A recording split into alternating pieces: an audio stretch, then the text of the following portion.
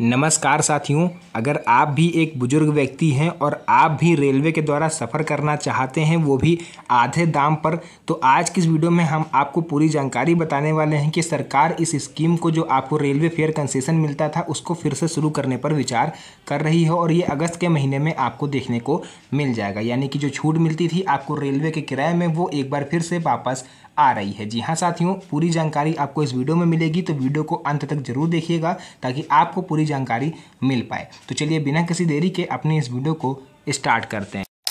तो यहाँ पर आप लोग को लेकर के आ चुके हैं सीधे अपने मोबाइल फ़ोन की स्क्रीन पर, और आप लोग यहाँ पर पढ़ सकते हो, लिखा हुआ है भारतीय रेल मंत्रालय ने देश के बुजुर्ग नागरिकों के लिए एक महत्वपूर्ण निर्णय लेते हुए रेल यात्रा में विशेष रियायत की घोषणा की है। इस नई व्यवस्था के तहत वरिष्ठ नागरिकों को रेल टिकट की दरों में अधिकतम 50% तक की कमी का फायदा मिल सकेगा। यह पहल विशेष रूप से उन बुजुर्गों के लिए लाभकारी साबित होगी जिनकी मासिक आमदनी सीमित है और वे महंगाई के कारण सफ़र नहीं कर पाते, जो महंगी यात्रा करने में असमर्थ हैं। रेल मंत्रालय का यह कदम बुजुर्गों के जीवन स्तर में सुधार लाने और उन्हें सामाजिक सुरक्षा प्रदान करने की दिशा में उठाया गया है। इस योजना से पूरे देश में लाखों वरिष्ठ नागरिकों को प्रत्यक्ष लाभ होने की उम्मीद है। यह निर्णय सरकार की बुजुर्ग कल्याणकारी नीतियों का एक महत्वपूर्ण हिस्सा माना जा रहा है। अब बात करेंगे कि कौन से लोग इसमें पात्र होंगे, कौन कौन से डॉक्यूमेंट लगेंगे और ये छूट जो है वो किस तारीख से आपको मिल सकती है अगस्त के महीने से, उसके बारे में पूरी जानकारी आपको देंगे। और ये जानते हैं अगस्त के महीने में किस तारीख से इस योजना को फिर से स्टार्ट किया जा सकता है। यहाँ पर हम लोग जानेंगे योजना के मूल सिद्धांत और इसका लक्ष्य क्या है। देखिए, इस कल्याणकारी योजना की शुरुआत का मुख्य उद्देश्य उन वृद्ध व्यक्तियों की सहायता करना है जो सेवानिवृत्ति के पश्चात न्यूनतम पेंशन या सीमित संसाधनों पर निर्भर है। लेकिन सेवानिवृत्ति शब्द सुन के ये मत सोच लीजिएगा कि जो सरकारी कर्मचारी हैं, जो रिटायर हो गए हैं, उनको भी इस चीज़ का लाभ मिलेगा। जी नहीं, ये केवल आम नागरिकों को मिलेगा जो सरकारी नौकरी नहीं करते थे और 60 साल की एज को क्रॉस कर चुके हैं। भारत में रेल परिवहन आम जनता का एक अभिन्न अंग है। लंबी दूरी की यात्रा के लिए सबसे किफ़ायती साधन माना जाता है। हालांकि बढ़ती महंगाई के कारण रेल टिकट की कीमतें भी बुजुर्गों के लिए बोझ बन रही थीं। इस समस्या को ध्यान में रखते हुए रेल मंत्रालय ने निर्णय लिया कि वरिष्ठ नागरिकों को न केवल सुरक्षित बल्कि आर्थिक रूप से सुविधाजनक यात्रा की सुविधा उपलब्ध कराई जाए।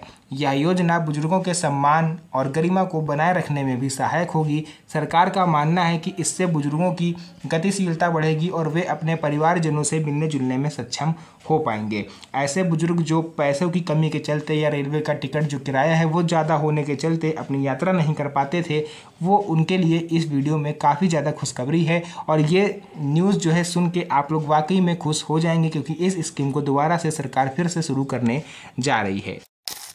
उसके बाद देखिए, पात्रता के नियम और आयु सीमा निर्धारण। आखिर पात्रता क्या है इसकी और किस आयु वर्ग के लोगों को इसका लाभ मिल सकता है।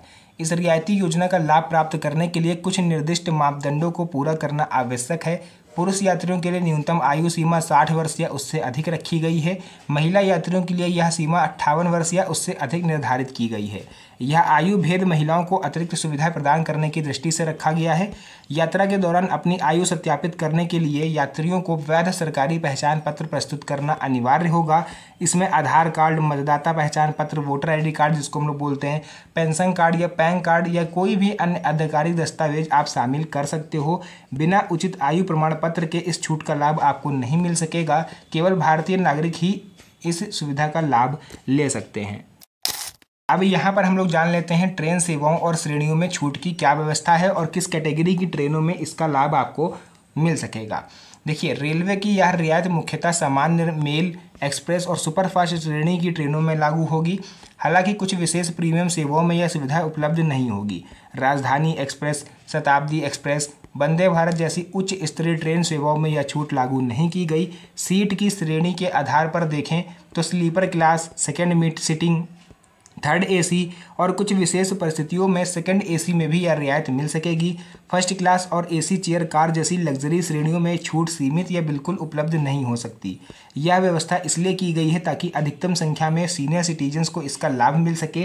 रेलवे प्रशासन समय समय पर इन नियमों में संशोधन भी कर सकता है। तो आप सभी को ये सलाह दी जाती है कि जब भी इस छूट का लाभ लेने का मन हो आपका, या फिर इस छूट के लाभ के तहत आप यात्रा करने की सोचें, तो रेलवे की ऑफिशियल वेबसाइट से एक बार कन्फर्मेशन जरूर करें या फिर अपने नज़दीकी रेलवे स्टेशन पर जाकर इस बारे में एक बार पूछताछ जरूर करें, क्योंकि ये समय समय पर चेंज हो सकता है, क्योंकि ये भी राज्य स्तर पर शुरू किया जा रहा है। तो ये हर राज्य में जो है अलग अलग इसके नियम हो सकते हैं। उसके बाद छूट की दर और इसका वित्तीय लाभ कितना मिल सकता है। तो देखिए, इस योजना के अंतर्गत पुरुष वरिष्ठ नागरिकों को ट्रेन टिकट के मूल किराए पर 40% तक की कमी प्रदान की जाएगी और महिला वरिष्ठ नागरिकों के लिए यह रियायत 50% तक की दर से उपलब्ध होगी। अब यहाँ पर मैं आपको एक एग्जाम्पल के थ्रू समझाता हूँ। अगर कहीं का रेल किराया 1000 रुपये है तो महिलाओं को 500 रुपये देना पड़ेगा और पुरुषों को 600 रुपये देना पड़ेगा। यह अंतर महिलाओं को अधिक सामाजिक सुरक्षा प्रदान करने के उद्देश्य से रखा गया है। हालांकि यह छूट केवल टिकट के आधारभूत किराए पर लागू होगी। इसमें विभिन्न कर जो होते हैं, जैसे सुपरफास्ट या फिर जो अन्य सेवा शुल्क होते हैं, वो शामिल नहीं है, वो आपको पूरा देना होगा। उसके बाद देखिए, यहाँ पर हम लोग जानेंगे टिकट बुकिंग की प्रक्रिया और आवश्यक चरण। इस रियायती योजना का लाभ उठाने के लिए कोई जटिल आवेदन प्रक्रिया भी नहीं है। टिकट आरक्षण के समय यात्रियों को सीनियर सिटीजन कंसेशन का विकल्प चुनना होगा। इसके साथ ही अपनी सही आयु और पहचान संबंधी जानकारी भरनी होगी। ऑनलाइन बुकिंग के लिए IRCTC की आधिकारिक वेबसाइट या मोबाइल एप्लीकेशन का आप उपयोग कर सकते हैं। ऑनलाइन प्लेटफॉर्म पर भी सीनियर सिटीजन्स को ये छूट मिलने का विकल्प है और काउंटर पर, यानी अगर आप ऑफलाइन टिकट खरीदने जाते हो तो भी यह सुविधा जो है आप ले सकते हो। टिकट बुकिंग के बाद यात्रा के दौरान मूल पहचान पत्र या दस्तावेज साथ रखना अनिवार्य है। बिना उचित पहचान प्रमाण के टिकट अमान्य हो सकता है और आप पर जुर्माना भी लग सकता है। उसके बाद यहाँ पर हम लोग जानेंगे आवश्यक दस्तावेज और सत्यापन प्रक्रिया। देखिए, सीनियर सिटीजन छूट का लाभ लेने के लिए यात्रा के समय कुछ महत्वपूर्ण दस्तावेज अपने साथ रखना आवश्यक है। आधार कार्ड सबसे प्राथमिक और स्वीकृत पहचान पत्र माना जाता है, जिससे आयु की स्पष्ट जानकारी होती है। यदि यात्री पेंशन भोगी है तो पेंशन कार्ड भी वैध प्रमाण पत्र माना जाता है।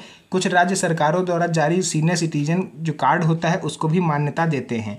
ड्राइविंग लाइसेंस, पासपोर्ट या मतदाता पहचान पत्र भी आयु सत्यापन के लिए उपयोग किए जा सकते हैं।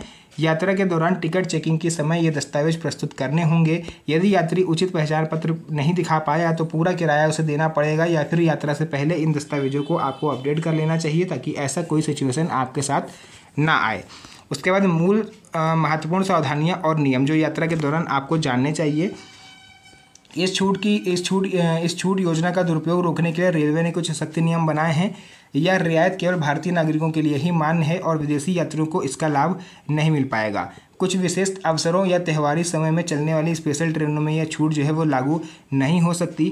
टिकट बुकिंग के समय गलत या झूठी जानकारी देने पर टिकट रद्द किया जा सकता है और भारी जुर्माना भी लगाया जा सकता है। यात्रा के दौरान यदि कोई यात्री अपनी वास्तविक आयु छुपाने की कोशिश करता है तो उसके विरुद्ध कानूनी कार्रवाई हो सकती है। छूट की दर और नियम समय समय पर बदले जा सकते हैं, इसलिए टिकट बुकिंग से पहले नवीनतम जानकारी प्राप्त करना आवश्यक है। कुछ ट्रेनों में सीमित सीटों पर यह छूट उपलब्ध हो सकती है। तो जो भी चीज़ें थी मैंने पूरा क्लियर बता दी है। And at the end of this video मैं इस चीज़ को फिर से क्लियर करना चाहूँगा कि अगर आप इस छूट का लाभ लेने की सोच रहे हैं तो आप रेलवे की आधिकारिक वेबसाइट पर जाकर के एक बार कन्फर्मेशन जरूर करें, या फिर अपने नज़दीकी रेलवे स्टेशन पर जाकर इसके बारे में पूछताछ जरूर करें। उसके बाद ही आप कोई भी कदम उठाएं। तो ये video just educational and awareness purpose से बनाया गया था ताकि आप सभी को इस बारे में जानकारी दे पाएँ। और हाँ, गवर्नमेंट जो है इस सुविधा को 15 अगस्त 2025 से एक बार फिर से शुरू कर सकती है। ये कयास लगाए जा रहे हैं क्योंकि 15 अगस्त को स्वतंत्रता दिवस है और सरकार इस पर बहुत दिन से चर्चा कर रही थी। तो ये हो सकता है गुप्त सूत्रों और मीडिया रिपोर्ट्स के अनुसार 15 अगस्त से इस स्कीम को दोबारा से शुरू किया जा सकता है। तो ये पूरी जानकारी ये सभी सीनियर सिटीजन को होनी चाहिए। तो आप अपने यार दोस्तों के साथ इस वीडियो को शेयर कर दीजिए ताकि उन्हें भी इस चीज़ के बारे में जानकारी हो पाए। तो बाकी आज की इस वीडियो को यहीं पर एंड करेंगे। मिलते हैं आप सभी से नेक्स्ट वीडियो में एक और अच्छी इंटरेस्टिंग मज़ेदार वीडियो के साथ। तब तक के लिए धन्यवाद। जय हिंद।